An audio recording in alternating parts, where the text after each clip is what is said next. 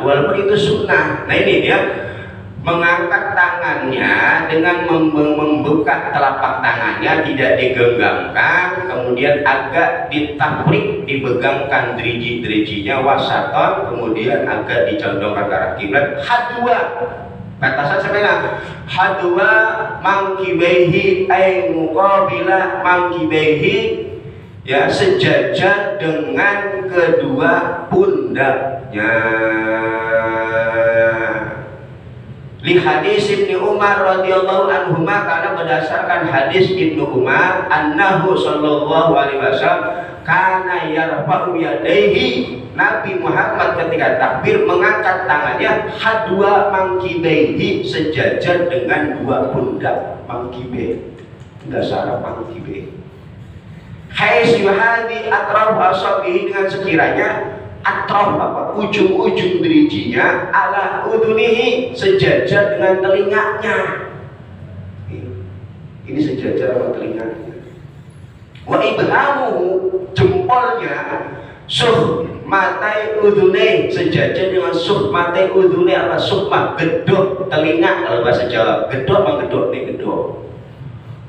Jempolnya sejajar dengan gedok telinga, ya di atas mangkibe, pundak, bukan di atas dada.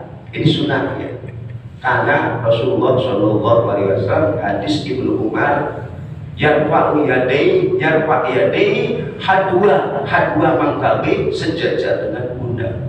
Ini hadis Nabi Muhammad Shallallahu Alaihi. Jadi takbir yang selama ini kita praktekkan dari kecil dari guru-guru kita sudah berdasarkan hadis, kemudian dibuka oleh ulama. Caranya tadi diangkat tangannya, dibuka telapak tangannya, dirijinya agak dibenggangkan, jangan berlebihan, agak dicondongkan ke arah kiblat sejajar dengan pundak. Kemudian jempolnya sejajar dengan gedok telinga. Allah ini gedok ini, jempolnya di sini, di takbirnya begini. Allah di sini sejajar, mangkibe, di mangkibe namanya. Ya, hadwa mangkibe itu hadisnya begitu. Ya, yuhadi atraf asabihi ala uduni, driji-drijinya sejajar sama telinga, jempolnya suhmatai tasniah tai, ya suhma gedok, dua gedok, uduni telinganya, jempolnya kemarin sejajar. Warahatahu mangkibaihi, ya rohah telapak tangannya itu di atas sejajar dengan mangkibe, lil ittiba, karena mengikuti Nabi Muhammad Shallallahu Alaihi Wasallam. Itu tadi karena yarfa'u yadayhi, adanya Nabi mengangkat tangannya hadwa mangkibehi idza tatahas shalah, ketika mengawali sholat. Jadi praktek takbir yang udah kita praktekkan dari kita masih kecil, diajarkan oleh orang-orang tua kita, itu sesuai sunnah hadis Nabi Muhammad Shallallahu Alaihi Wasallam. Sejajar dengan pundak kita, sejajar dengan kuping. Nggak begitu bagaimana Pak Ustaz? Ya sah, wong sunnah doang tuh angkat tangan, nggak angkat tangan juga sholat sah. Allahu Akbar sah, nggak ditaruh juga begini, Allahu Akbar sah, ya wong sunnah. Ya, jangan terlalu diribut-ributkan, jangan terlalu dibesar-besarkan. Terus yang sesuai sunnah mana? Ya ini dalilnya. Mereka seperti itu, silahkan. Kita seperti ini berdasarkan hadis Nabi yang diriwayatkan Ibnu Umar. Huwa marwahu Ibnu Umar. Ibnu Umar siapa sih? Ibnu Umar itu putranya Sayyidina Umar. Namanya siapa? Abdullah bin Umar. Beliau sahabat Nabi. Ibnu artinya putra, Umar. Beliau dijuluki dengan Ibnu Umar. Ibnu Umar itu ada Ibnu Umar Abdullah bin Umar, Ibnu Umar dari Madinah, itu ada gelar-gelar Ibnu Umar. Putranya Sayyidina Umar namanya Abdullah bin Umar.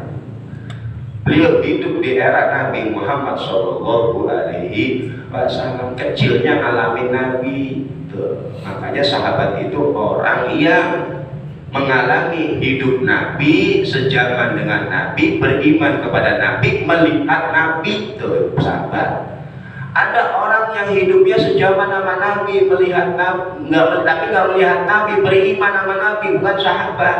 Contohnya siapa? Uwais Al-Qarni.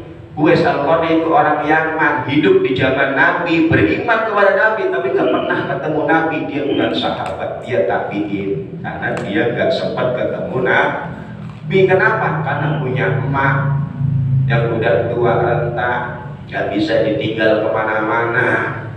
Pengen banget itu Uwais berangkat haji ke tanah suci, ke Mekah, Madinah. Di antaranya pengen ketemu Kanjeng Nabi Muhammad. Emaknya gak ngizinin, Wes, kalau lu berangkat ke sono kan gua sampai jagain. Tuh kata orang Betawi, lah gua udah tua, Wes, lah buru-buru jalan makan aja kan lu suapin, lu tau sendiri lah kalau lu tinggal berhari-hari lah gua sampai ngurusin. Iya mak, tuh kata Wes anak nurut tuh. Iya mak, Uwais sudah ke sono ya. Sampai akhir hayatnya Uwais Al-Qarni gak pernah ketemu Nabi. Beliau salah satu sahabat yang meninggal di medan perang antara Sayyidina Ali dan Sayyidina Muawiyah. Sahabat perang zaman dulu Pak. Perang Jamal itu antara Sayyidina Ali dengan Sayyidatuna Aisyah. Itu namanya perang Jamal. Setelah itu ada perang dahsyat lagi, perang antara Sayyidina Ali dengan Sayyidina Muawiyah, sama-sama sahabat. Zaman dulu orang dekat Nabi perang, lah orang sekarang ulama ribut gak apa. Pada zaman dulu udah begitu. Nah kita rakyat kecil, bukan siapa-siapa, ikut siapa? Ya udah ikutin yang menurut Anda benar, Anda punya pegangan, tapi jangan gotokin ulama yang lainnya, jangan, salah. Udah dari dulu fitrahnya seperti itu.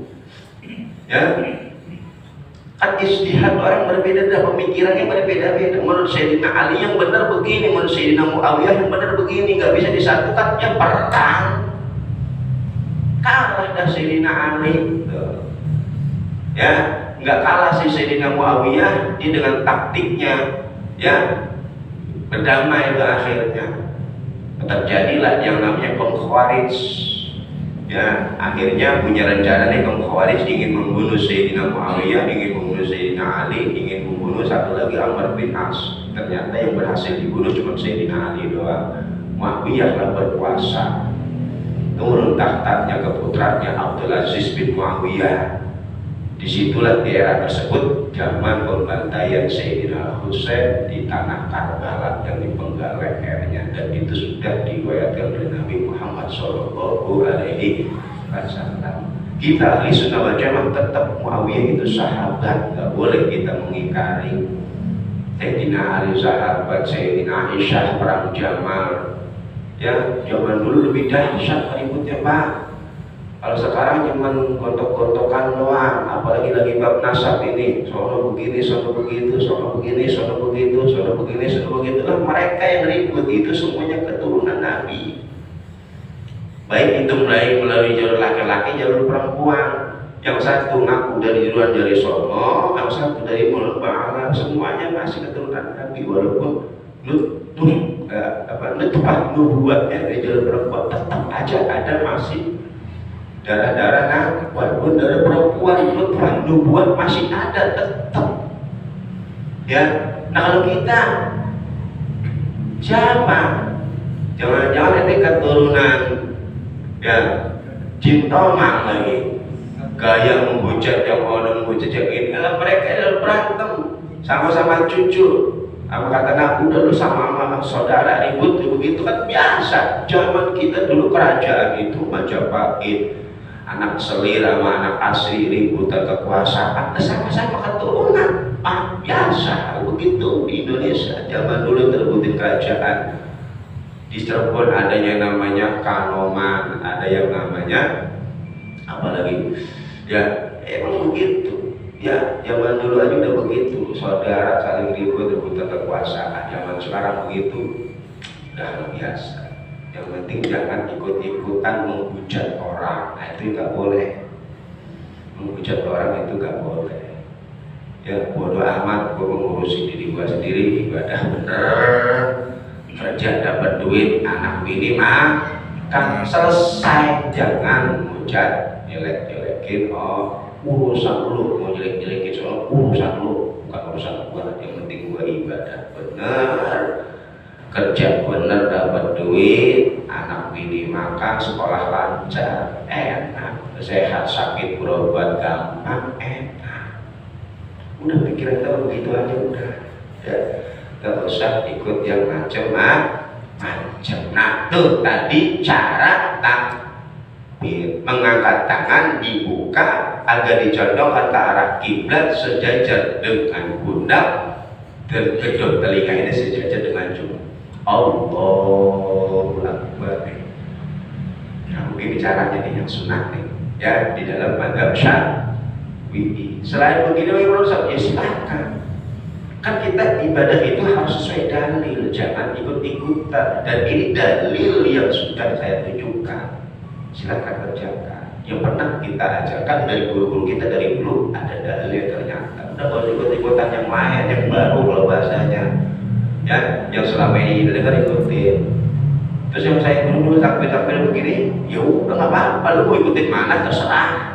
Nah, ntar habis itu taruh tuh di mana tuh? Nah selanjutnya cara taruhnya di sini apa di sini apa bagaimana ya? Itu nanti habis ngangkat kan ditaruh. Nah itu bahasanya besok. Nah ngaji biar tahu namanya di mana. Jangan salah naruh. Ya nggak ditaruh di sini juga tetap sah sih, sunnah aja itu mah.